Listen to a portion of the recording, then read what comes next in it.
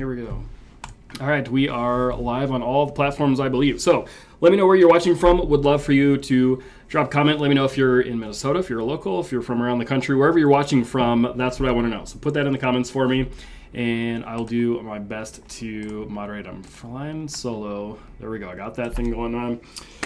I think the technologies are working today for us. So we've got lots to talk about. I would love to hear your questions. To be honest, I don't have an agenda too much for these, except for answering your guys' questions, seeing what you guys got going on. There's lots of things happening in the market. Real estate market has been bonkers lately. Rates are crazy. Everyone's kind of freaking out. So I thought it'd be a good time for a live. Let me know your questions. I want to know what you have going on. Ryan's watching from Anoka. What are you doing at the police department, Ryan? I feel like there's a good story there I'm going to have to hear next time I talk to you, buddy. Watching from the police department. What are you doing? Anyhow, glad to have you from wherever you're watching from. Let me know your questions. So let me know if you want to talk rates. We'll talk rates. If you want to talk about prices, if we're talking about the sky crashing, and if you should go get some canned food and stock up in your basement, or whatever your questions are. People are just worried. People are concerned, confused, afraid. So let's talk about all of it. Let's break it down for you. I think the more you know, the better you're able to make good decisions for you, and all that jazz. So let's see, Marianne, hey, what's going on Instagram? One of my recent sellers, and perhaps one of my favorites. I'm not saying I have favorites or not, but if I did, you'd be highly towards the top of the list. Oh, Ryan was not watching from the police department, just from the regular Anoka. That's a pretty big autofill, like Anoka Police Department. Nonetheless, Snugs from his living room. Good buddy down the road, so good place to be. Snugs, snuggling Weeda baby. Good, love it. So, cool. Post me your comments in the chat box. Would love to see both, again, where you're watching from and what do you want to talk about.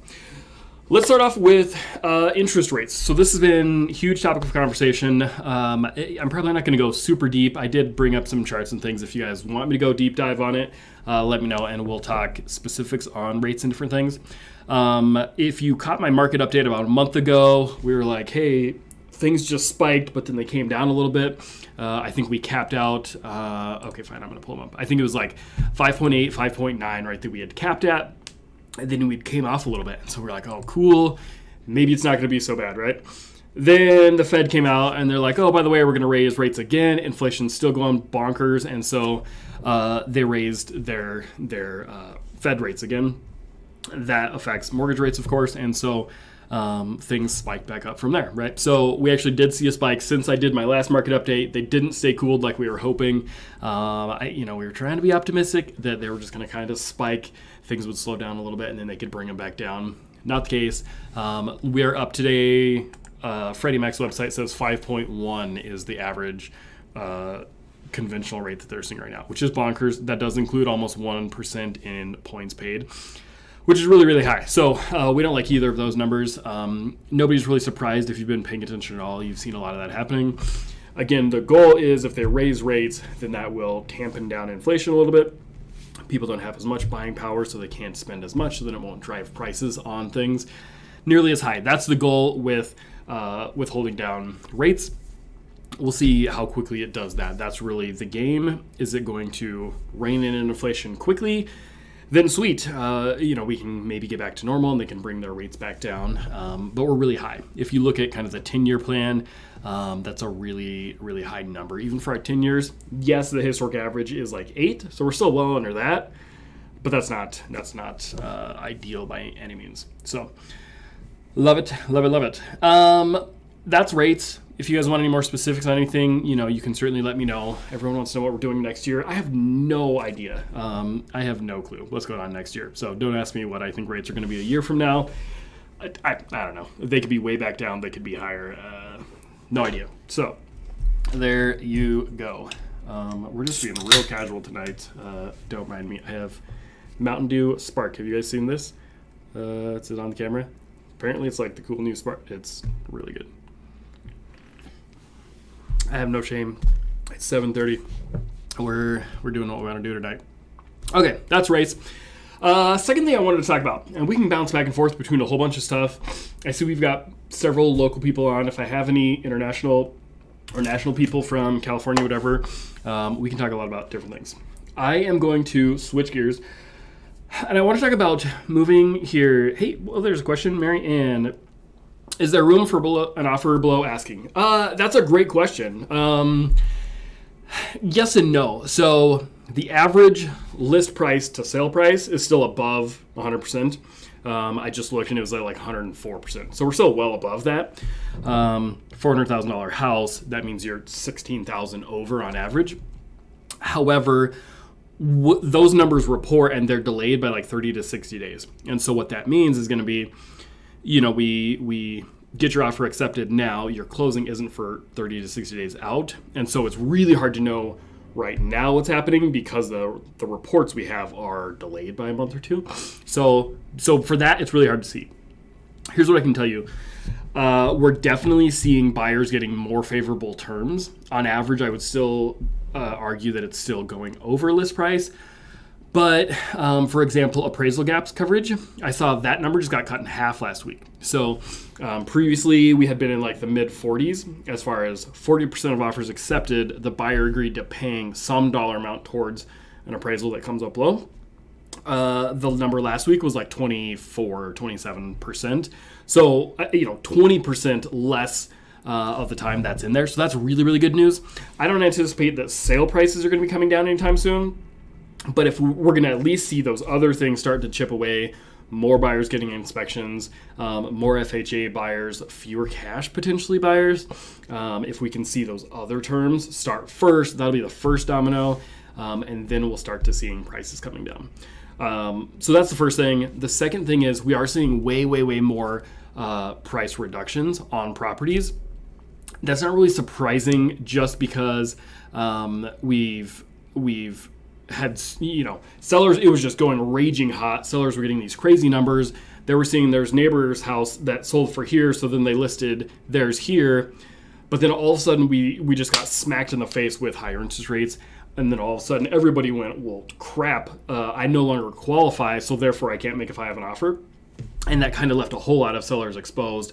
Then buyer activity slowed down, and then they're overpriced. So because of that, we're seeing those price reductions happen. We're seeing, I think, just from a lot of fear and uncertainty, then when all of a sudden it's 2 weeks on market, you only had like a handful of showings and it's not under contract, people are getting worried, and rightfully so. We're already past kind of the peak of the summer, and then everything else going on with interest rates at the same time.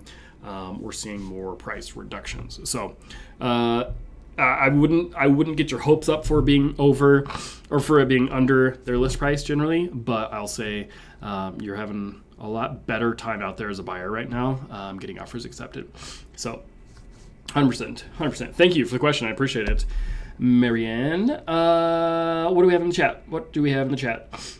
Katie's going to come raid my fridge. Some very good friends of ours and neighbors that are jealous of my Mountain Dew Spark that I have tonight.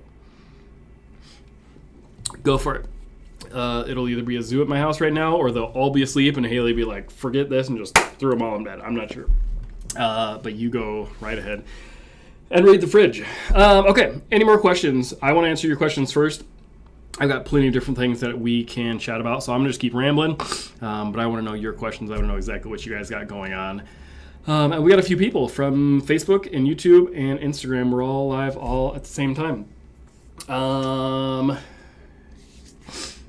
Snugglish just says, any changes to contingent offers? You know, I actually didn't this week. It wasn't included in our report. I'm going to look really fast for you.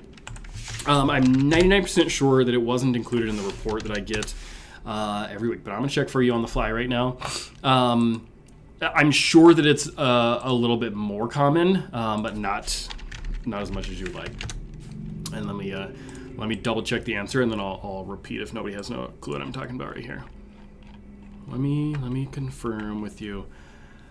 Nope, they didn't put out the number for contingents this week.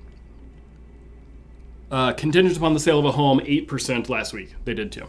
To be honest, I don't remember what that was before. It was 7 to 9%. So no major changes in buyers getting their offers accepted contingent upon the sale of a current house. To be honest, we've got a long ways to go to get there. Excuse me, that should definitely start creeping up, but it's going to be a little while. Let's see, appraisal gaps were on 23%, they said. Cancellation rate of 10%. So that was kind of interesting. That one's definitely gone up. I'm not sure that I'm terribly concerned about it now, but that would be a buyer that has a purchase agreement under contract, such as during an inspection period. It's kind of normal if we see more inspections happening, then we're going to see slightly more cancellations happening. That's why sellers don't love inspections. So we would expect to see slightly more cancellations happening. It's not an alarming number at 10%. I'm pretty sure Alex said they were between 10 and 13 is normal. So not terribly concerned with that. The other thing you got to keep in mind too is if a whole bunch of buyers, for the ones that as soon as they all of a sudden got their offer accepted and then rates were higher, so then when they went to lock, if they couldn't qualify, if the lender didn't check, if their agent or their buyer didn't check, that would leave the buyer a little exposed and they would have to cancel. So no huge surprises there. Let me see. Seller contributions was up a little bit. It's at 12%. I'm pretty sure that was at like 6 or 8% last report that I had seen. So that's pretty interesting. All of the other numbers looked pretty similar. Inspections waived was 44%. So all good numbers there. Matt815, hello to you. Thank you for being here.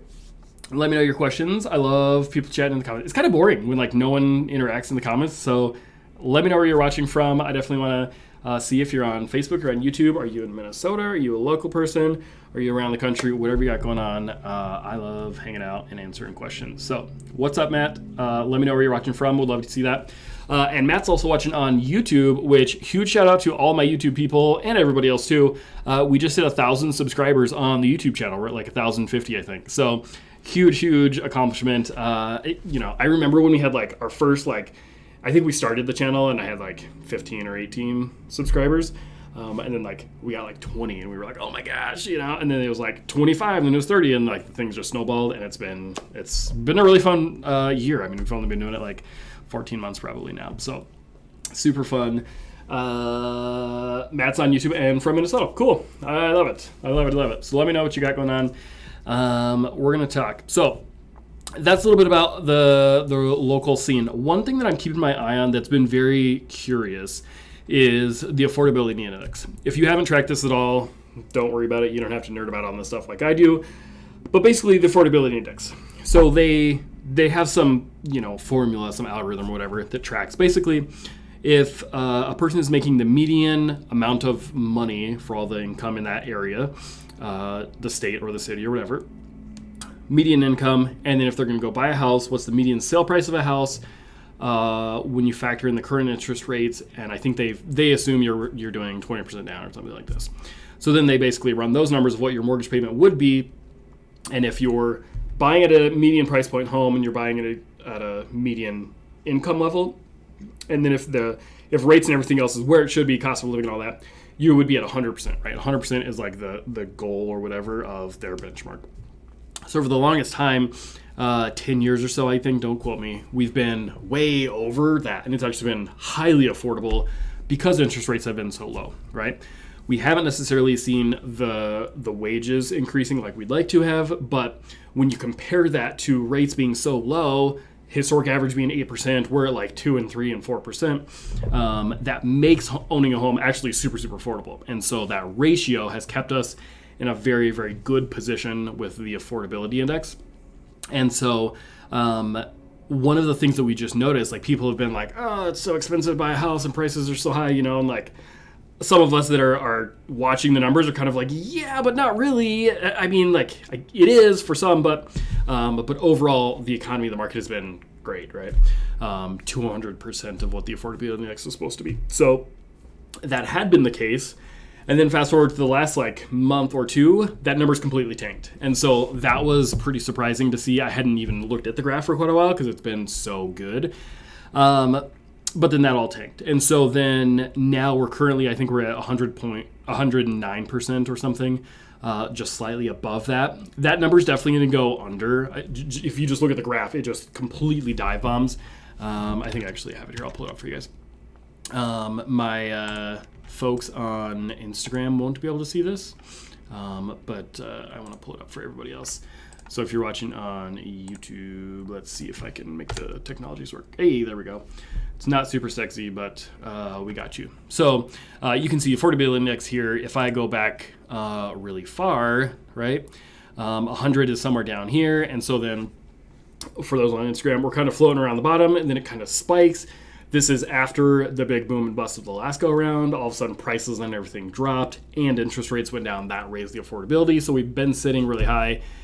And then all of a sudden they have just sank back down in the last little bit. So we're keeping our eye on that big drop right there. We went from 180 points to 109. So huge drop. We need that number to slow down. However, we also need it to go down, which sounds really counterintuitive, but if our affordability goes down, then that'll pull out the demand out of the market. And if demand pulls out of the market, then it'll become a slightly more balanced market, which is what everybody needs. So it's kind of like this nasty, aggressive way of having to about doing it, but that's what you're going to see. We're going to see that number going down as far as affordability goes. I'm not surprised, when you see interest rates spiking from 3 to 6%, it's a huge swing, not quite 6. But so that's been something very interesting to watch. So hopefully that answers a little bit on affordability. Let's see. I got lots of people chit-chatting in the chat. Let's see what we got. Matt says, love the channel. Thank you, my man. It's been a labor of love. I'm not really a camera guy, which you might not think, but like I don't really like being on camera, but it's 2022, man. I mean, you want to market your business, you got to do what you got to do. So it's been very fun. I've had lots of growing pains. Let's do that. So thank you for the love, my man, Matt815. Ryan says on Facebook, you mentioned some new builder incentives with the fiscal year ending in September. Yeah, you want to talk about incentives? Oh, that's actually a very exciting one. Let me. Okay, I'm going to come back to Matt's other comments really quick. Let's talk builder incentives locally in the Twin Cities. So this is a really cool insider tip. If you're thinking about buying in the next couple of months, right? I never tell people to try and time the market. Just move whenever makes sense for you. But if you happen to be looking right now and your budget is at least $350 for a townhome, maybe $550 or something for a single family, lots of the builders in the Twin Cities, specifically D.R. Horton is the one that I'm most familiar with. I really like those guys. They build a great home. The process is so great. They are doing right now, I know that their fiscal year ends September. I think it's the end of September. So they're putting in a lot of big incentives. Excuse me, it was not DR, it was Pulte. I think I recently saw a buyer that they agreed to pay their PMI for them. So they have, don't even quote me, I think they just have no PMI on the whole thing, even they're only doing less than 20 down, 5% down or something.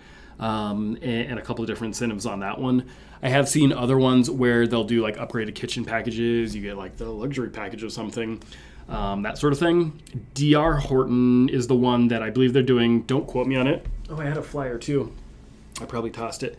D.R. Horton was doing something where they'll give you like a 5% interest rate, which you just saw we're at 5.8. So it's a great rate to start with. That's locked in for the 30 years. But then they were also doing the first year, they'll buy it down like 2%. I think it was to 3%, 2.99 or whatever was your rate for the first year. Then for the second year, your rate was 3.99, I think it was. And then for years 3 through 30, it was 4.99 or whatever. So it was like a 2%, 1%, and then a regular reduction. But the numbers on that, I think they were saying that it was something like $500 in savings for the first 12 months, and then like $250 in savings for the second 12 months, and then a normal like good rate after that. And then they still have their incentives if you use their lender title and builder package all together. So those were some pretty sweet things. I'll also say I've seen a lot more just inventory available from all the builders. So typically, back in the good old days, right? You'd call me, we'd find you some price points, some different communities you're interested in. I'll make you a list of different developments, and then we'd go and hit 3 or 4 of them, right? See which ones you like the best. Typically, then each one of those communities would have 2, 3, 4, 5 homes that were completely done, or they were just about to get done, and you could basically just go pick. A lot of the finishes would already be picked out for you, but it was like you want the gray packages or the tan packages, and then you can just go pick the house, right? And then COVID hit. Supply chain issues, all these different things, everything went crazy, and basically they had no inventory at all, primarily because so many buyers were all of a sudden like sick of their house, they were going to go buy something. Then all of a sudden they're all getting out and buying, and so because of that, no inventory. I would take a buyer to a thing and be like, hey, whoever, Melissa, show me what you got available, and she's like, nothing, I'll have something in 6 months, and they wouldn't even make a contract on it until I got to the framing stage, stuff like that. So that was kind of the like garbage we were going through for the last 2 years.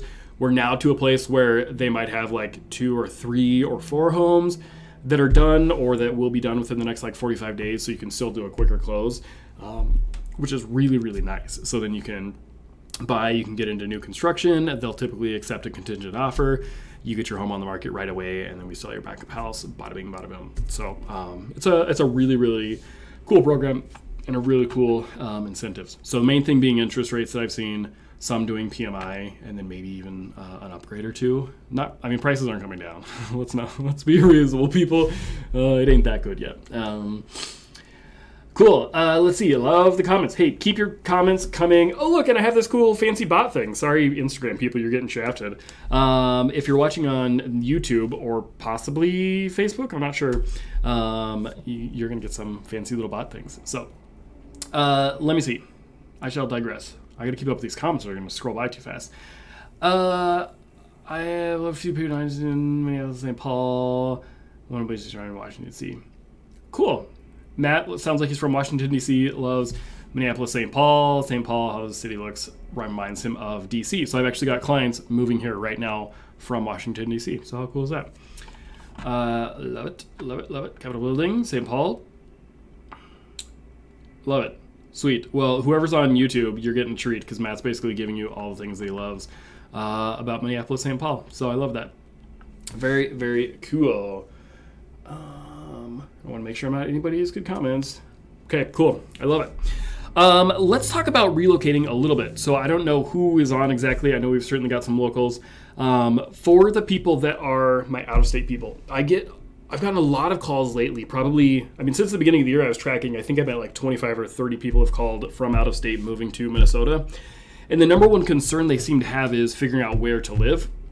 And it's been a fun challenge for me because as an agent, like I normally have local people and they just know, hey, I want to be in Blaine, I want to be in White Bear Lake, I want to be in whatever city or school district or whatever. They already have those things figured out. They already know where their work is, their church is, their grocery store, whatever they like to do is already figured out.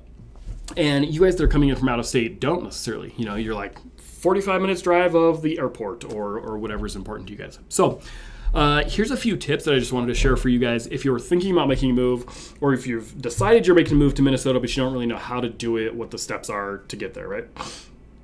First of all, there's a lot of different ways you can go about it, and it'll completely depend on what a comfort level is for a person. Let's go to, maybe the one extreme, okay, the obvious extreme. Some people will, they've moved around so much, they've bought enough homes that they're not terribly concerned about getting into the home and finding out the neighborhoods. So we will, for example, we'll have a Zoom call, maybe a consult, and I'll say, all right, what's most important to you? Do we need to be in a certain school district? Do we need to be by proximity to work, proximity to whatever? So we'll start with those things if they're tied to a proximity. We'll start from there. Then we'll usually go to their price point. All right, cool. Are you a $300,000 buyer or a $3 million buyer? I'll help both of you, but that's obviously going to very much dictate where you're going to land inside of those areas. So then we'll typically start with that. From there, I can usually make a pretty good recommendation as far as a few areas to check out. Not necessarily I'm going to say like this area or that area, or like only the west side or only this, but I'll give you a few different cities to pick from around the map. And then we'll get you on an MLS search. That will show you exactly what's for sale. And then you can kind of be like, I don't really like that, but I do like this.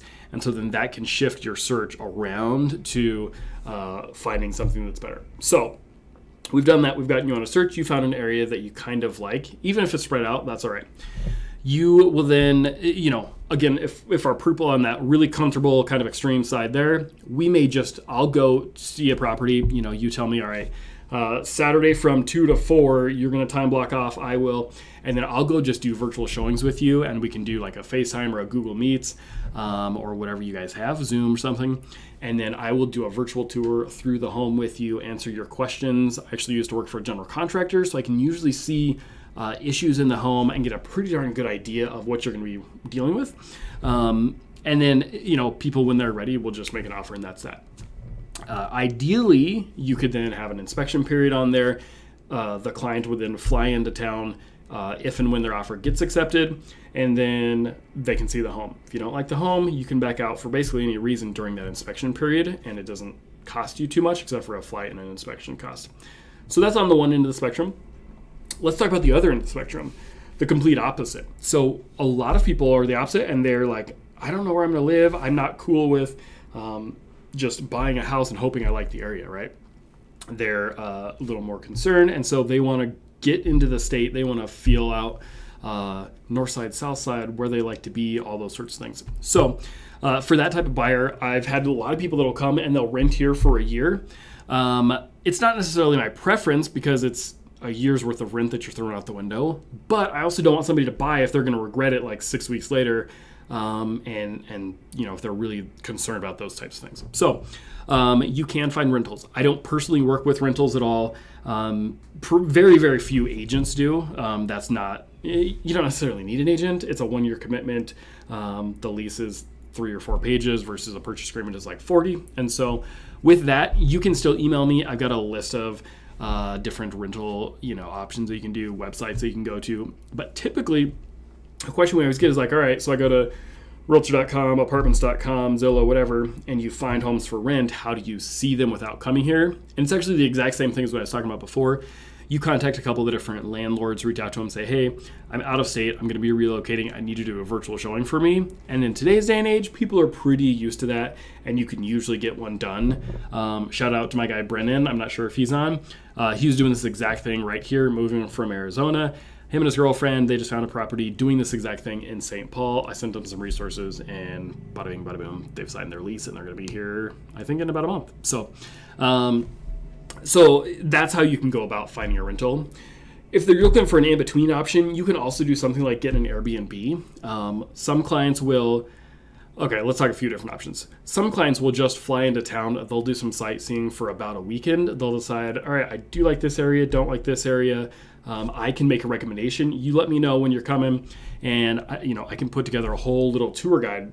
Okay, go see this city, go eat at this restaurant. Here's a shopping mall because that's important to you. Go drive by these neighborhoods, and then you can get a feel for different neighborhoods. Okay, this area is going to get you $500,000. This one's going to cost you $1 million. This one's going to be $450,000, and then that'll help you narrow it down with just a weekend. Then after you've seen for a weekend, you got the areas down. Then we can just do virtual showings or whatever you're comfortable with there. If you want to come and stay for a while, again, you can do an Airbnb. You can come, you can spend a day, a week, a month, whatever you'd like to do to just do more sightseeing, getting to know the areas, go to some restaurants in different parts of town, and just you see how you feel about things. Go, find some nature trails if that's your thing or whatever. And you can also do a short-term rental. It'll obviously cost you a lot more, but per week or month or whatever. but at least you're not signing up for an entire year's commitment. So there's a few different options. The bottom line is going to be, if you let me know when you're coming, I can give you a very clear idea of here's where I think you might fit in. Here's what will meet your needs. Here's what's going to be good in your price range. And then I can help direct you around town, kind of give you a tour guide. And who knows, maybe I'll invite you to a Minnesota United game. So we'll see. I think Brandon and I might go. That'll be fun. Okay, there we go. I got to get back to the comments because I see them blowing up over here and I don't want to miss anything good. Snugs, if you're still on here, if you see a comment and I forget, you yell at me, or if I forget your comments, you guys let me know. If you guys are just tuning in on Instagram, Facebook, or YouTube, I'm live on all three, so I'm trying to keep track of comments. Make sure you post your questions in the comments down below. Would love to answer those for you if you live in Minnesota currently or if you're relocating from out of state. Whatever the situation is, I would love to answer your questions. So let me see where we are at. Jim Bro, I'm an electrician in the area doing new construction. We're seeing our builders moving to more ranch style and slab homes. Yeah, do you think that's to lower the price point due to the market dropping? Yeah, really good question. Okay, Jim Bro's asking on YouTube. He's an electrician. He works for builders, and he's asking basically why are they going to ranch style and slab homes? A couple different reasons. So ranch being one level or slab homes. The slab ones are kind of weird to me. I don't know how I feel about that one. I mean, you guys let me know in the comments. Okay, so basically with slab homes, what they're doing, typically they're actually 2-story slabs. There is no basement. It's just a slab. The garage is usually on the front half, and then there's the main living part on the back half, and then upstairs is all of the bedrooms is usually the configuration. But there's no basement at all. So they're kind of interesting. There's a development right down the road from me. I'm not a big fan. The look of it's kind of weird. You pull up to the back of the house to the garage, but then there's no one, you can't get to the front of the house. The street is behind, the house is back up to the road, which is very bizarre. They're in an association. From what I understand, I haven't sold in that one yet, but they've got an association that maintains the grass. There's 20 feet maybe between the houses, 15 feet. The reason they're doing that, they can squish a whole lot more of them together because they're not digging down. It is a lot cheaper, so it's keeping the cost down. Somebody told me one time, and you work with builders, maybe you'd be able to confirm or deny this, but I was told one time that digging below ground is more expensive than going up because they got to pour the foundations and cement and all that. I don't know if that's true, but I had heard that. So they're doing that. That would be a slab. You are also seeing more of the, they're not ranch, they're raised ranches is what DR calls them. But I think most of the builders have, where it's basically if you think of a 1-story home, but then it's a 1.5. So there's, you walk in on the main level, walk in and there's kitchen, dining, living room, and then you go up a half a flight of stairs to 3 bedrooms and maybe a bathroom or 2, and then you go down a half a flight of stairs and there's another living room, bathroom, bedroom, I think usually. They're calling them a raised ranch. It's kind of it's not a split entry, it's a 3-level. And again, those are also less expensive. They're generally a smaller floor plan than a traditional 2-story, and most of the 2 stories are probably $50,000 more to get a traditional 2-story than the raised ranch style. So yeah, they're definitely less expensive. That's a great question, and that's exactly why they're trying to keep that price down.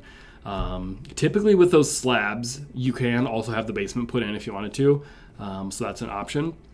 With some of them, I think with the 3-level raised ranch style, they are completely finished. There isn't an unfinished basement that you can add on, but there's also no additional space to finish off. So they're maybe 2,000 square feet. I think they're 1,900 or something right under that. So cool question. Thank you, Jim Bro. Appreciate you guys chiming in. Quite a few people that are on the different platforms. Where are we at? Instagram. Nathaniel, original guy, thanks for being on. Post me a question, people. I'd love to hear from you guys. Love it. Matt's got some cons of living in Minnesota. Cool. Okay, I think I'm mostly chatting. I'm not seeing any questions, so if I missed something, let me know. Cool. I love it. Matt is chatting with everybody. I love it, man. Cool. So let me know your questions, etc. in the comments below.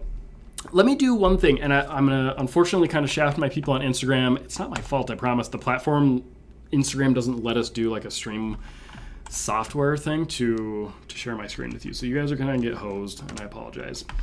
But I'm going to go back to sharing my screen. This is a tip that I can't stress enough, so we're going to spend a few minutes on this one, and that is you've got to stop thinking in today's market. Let me switch back because this is going to drive me bonkers. In today's market, you just can't think sale price anymore. It used to be you know buyer's mindset was, okay, I'm getting pre-approved for $450,000 or $600,000, whatever your number is. Okay, what's my budget? Whenever I would ask that, people would be like 600,000, 450, 550, whatever your number is. The problem with thinking that way in today's day is because interest rates are going up and down so much that it completely changes from one day to the next. Okay, and that's what I'm going to show you right here. I want to let you see exactly what I'm talking about because it's really pretty dramatic. All right. So let's come in here. I'm going to use this as just a mortgage calculator, and I'm going to do another deep dive on our market update. But I think it's worth repeating here in case people missed that. So I'll just use some generic numbers. All right, you're buying a house at $450,000 and you're doing 5% down, let's say, and this is low. Let's say you're at 5.25 is the rate that your lender quotes you when you originally got pre-approved. Okay, 30-year mortgage. Let's say 1% or so in property taxes. That's a pretty good guess. And then let's say you're doing $1,200 for your homeowner's insurance there. Okay, I'll hit calculate. This is of course not an exact, quote or anything. You need to talk to a lender, but all right, $450 looks like we're at just over $3,000 would be your monthly payment. Okay, cool. So then you go shopping along, then all of a sudden, a week later, I'm gonna leave all the other numbers the same, but I'll change that interest rate to 5.5. Bam, you just went up, whatever, $60. And you don't roast me if I totally do my math wrong because I do this all the time. I did that last month, didn't I? My market update, I did the math on top of my head. I was completely off. Anyways, that was like 313. Now we're up to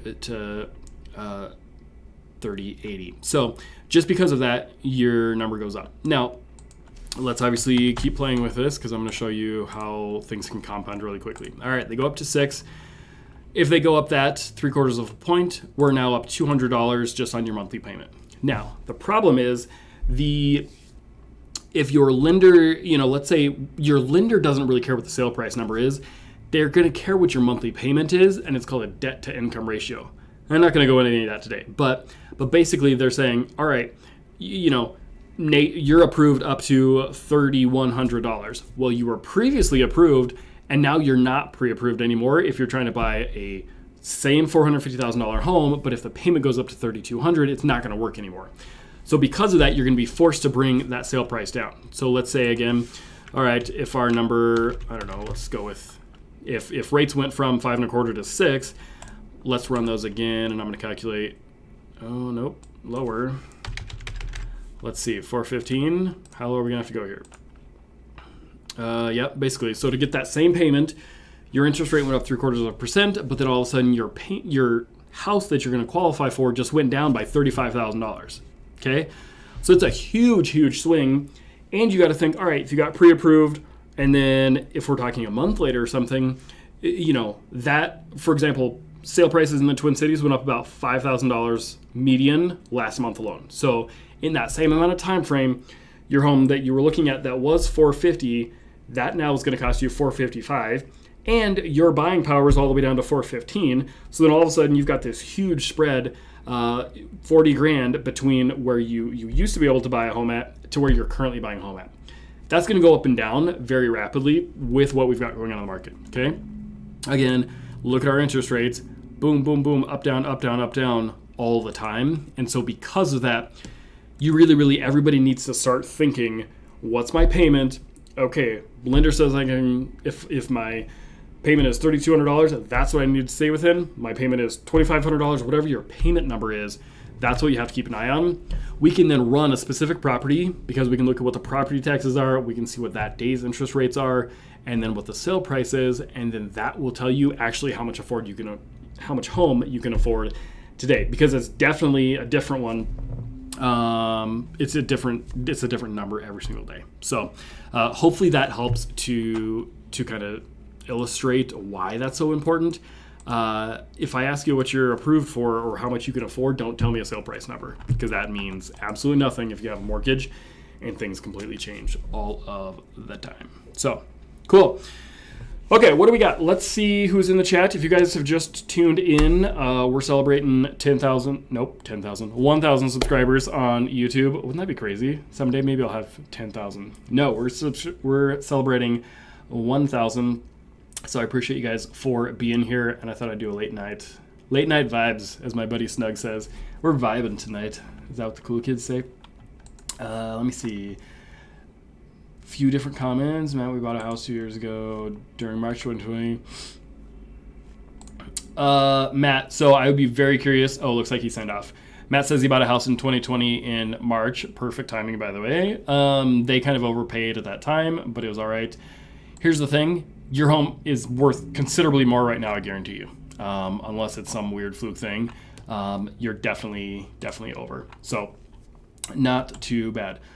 Larson Farms, from my research, it says, wait, prices are still high yet, but need local info, not nationwide average. Cool. Larson Farms, ask me what you want to know, and I'll pull it up exactly right here.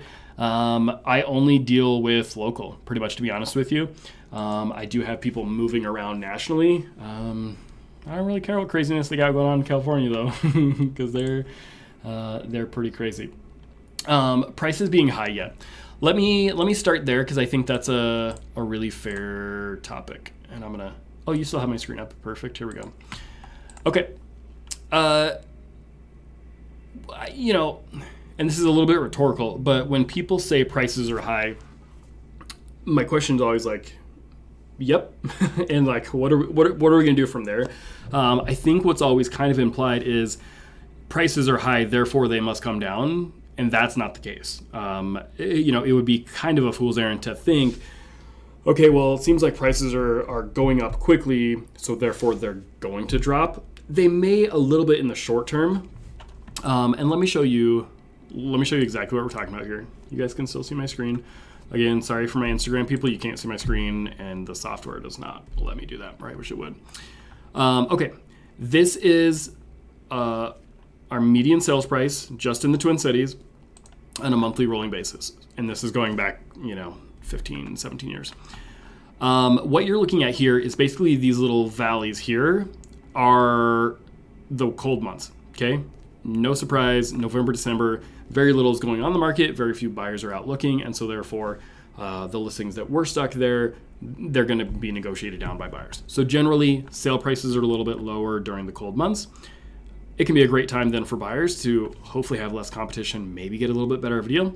But if you're buying and selling, it is a wash, right? Then we're peaking during the summer. So yes, our price is high, yes, but this is also because we're in the summer, right? And we're expecting, just like, April, May, June is when we're going to kind of crest, June, July, and then we'll come back down in the fall. That's going to happen anyways. So yes, in that sense, our price is high. Yes. Are they going to come down? Yes.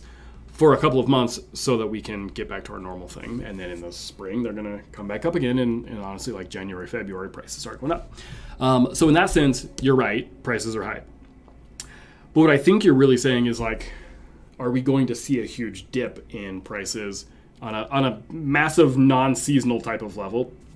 And I'm not seeing any data that says we are. We've got, I'm going to show you month supply, and I'm going to roll this for 12 months. Okay.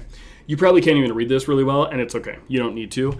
But basically, if you can see between here and here is 4 to 6 months supply of inventory. That would be a balanced market. That would be, essentially, we've got the same number of buyers and the same number of sellers, so everything's kind of an even playing field, balanced negotiating, okay? You can see here the market kind of popped and dropped. All of a sudden it became very buyer favorable. Obviously it was a terrible time to try and sell when things are crashing and prices are falling.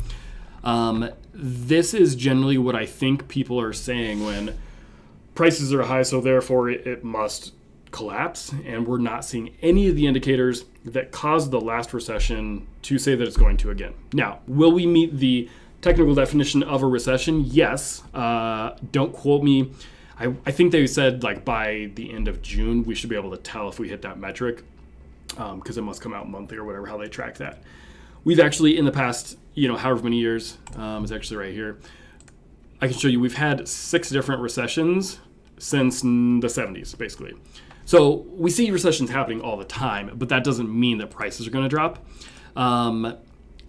Anything like that. There's just way too much demand. So with this chart, basically the lower it goes on that chart, it's just an extreme seller's market. What is that communicating to us? It's communicating that there's this many buyers and there's this many sellers, okay? Now we're seeing the same number of sellers coming into the market, but we're just seeing way, way, way more buyers that are there. So therefore, they're gobbling up all those listings very quickly. Thus, the inventory that's sitting on the market is very low, not the number of new listings. So what would we have to see in order for there to be some dramatic reduction in prices? And it would have to be that a ton of buyers get out of the market or a ton of sellers get into the market. There's nothing that says we're going to have a huge spike of sellers, right? We've been seeing a good normal number of sellers coming into the market. We're seeing an increase in new construction, but it's not like all of a sudden they're going to just be making millions and millions of extra homes, especially with supply chain issues. So that's not going to happen. Interest rates will definitely bring some buyers out of the market, but even if that number was cut in half, we're still going to have a ton more buyers than we're going to see sellers. And if there's more demand than there is supply, then obviously that's going to keep prices pushed up really high. They're also very, very carefully looking at how and when and how much they raise rates because they don't want to stall out the economy. And so they can stall that out if they keep rates going up too much. And so I have no crystal ball. I have no idea what rates will do over the next year, but I'm listening to like chief economists of major organizations. Keller Williams, we've got 180,000 agents. It's the biggest real estate company in the world. And their economists are saying there's virtually no chance that it's going to be a massive, significant drop in sale prices. Could prices come down a little bit? Yes. They're always coming up and down. But there's no data that supports that we're going to see a massive crash. I see it all over the news. Don't get me wrong. I mean, the national headlines, the media, it sensationalizes everything. But locally, it's not, there's no indication for that. So I say all that to say, if you think you should buy now, buy. If you think you should sell now, sell. If you think you should wait, cool. I'm never one to tell people to try and time the market. But I will say is I think if you look at the data, which I don't have a historic graph that would show it, but if you look at the data for any 10-year period of time, there's virtually no points at which if you bought 10 years later you sold, that your sale price would be lower. Even through the recession, most of the times are okay. I think that's one of the misnomers or one of the outliers where that may happen. But that was a massive event that, second only to the Great Depression, right? So we're not there. We're not going to see that again. Pretty much is universally agreed upon. And so I would never tell you to buy a house if it's going to be less than 2 or 3 year plan. 5 years is a pretty good minimum that I really strongly encourage people to.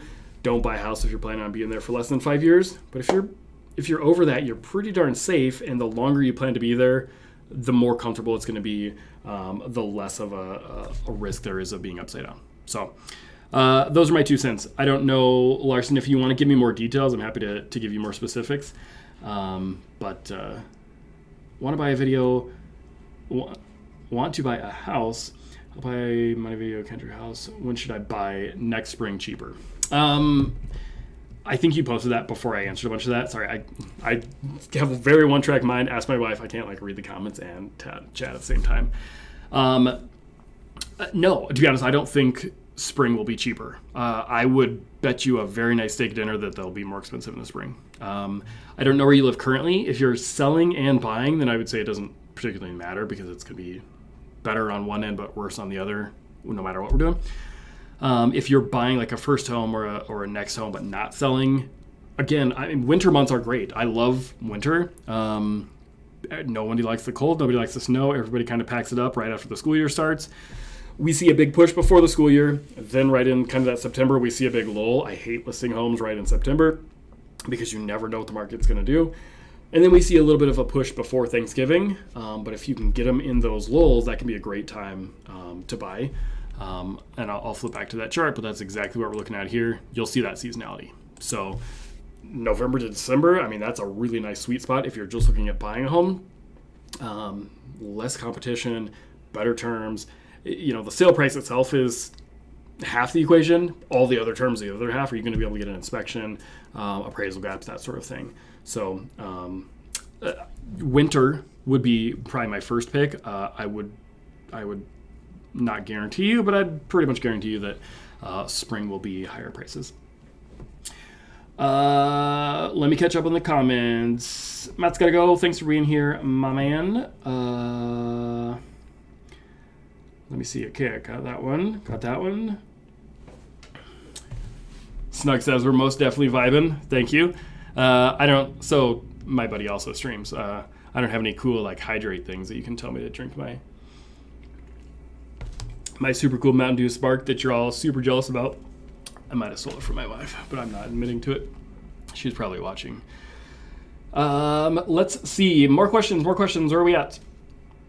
My brother, who's in the Philippines, says they're in a recession. I haven't the slightest idea on global economics. I couldn't even comment. But if you want to move here, I'll help you find a house. Move from the Philippines to Minnesota. I'm sure that's never going to happen. He likes the winter when it's only 90 degrees. That's fine. All right, guys, we are going to wrap up. So if I haven't answered your question, if you have a question, I got time.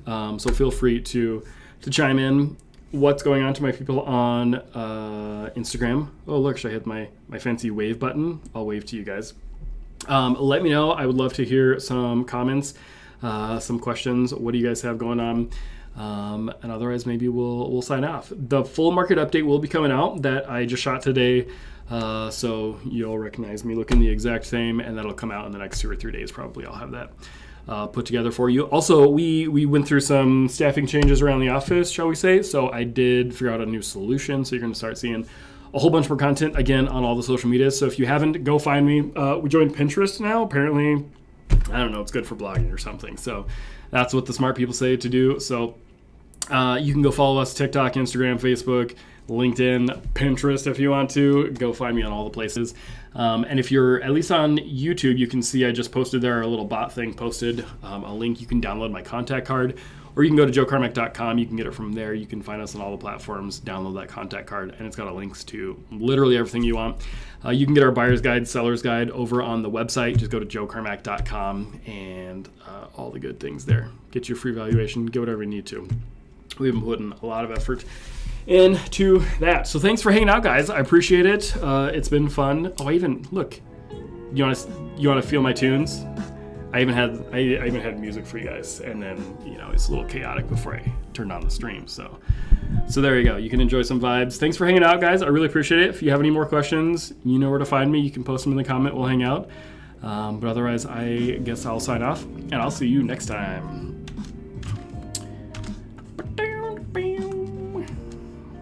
Why isn't it working? There we go. All right, guys. Thanks. Have a great night.